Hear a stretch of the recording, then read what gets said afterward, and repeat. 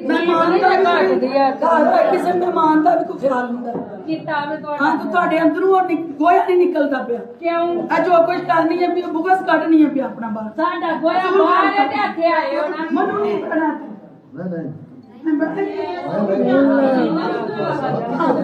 ਇੱਕ ਬੰਦੇ ਨੂੰ ਘਰ ਦਾ ਹੀ ਮਹਿਮਾਨ ਦਾ ਪਤਾ ਹੀ ਨਹੀਂ ਨਹੀਂ ਤੇ ਅਸਾਂ ਤੁਹਾਨੂੰ ਕੀ ਕਿਹਾ ਵੇ ਅਸਾਂ ਕੀ ਕਿਹਾ ਤੁਹਾਨੂੰ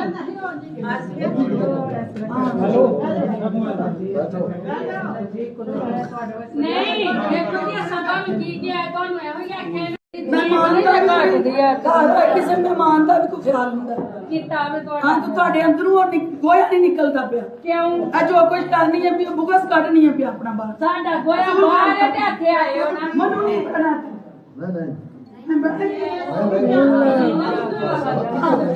ਇੱਕ ਬੰਦੇ ਨੂੰ ਘਰ ਦਾ ਹੀ ਮਹਿਮਾਨ ਦਾ ਪਤਾ ਹੀ ਨਹੀਂ ਨਹੀਂ ਤੇ ਅਸਾਂ ਤੁਹਾਨੂੰ ਕੀ ਕਿਹਾ ਵੇ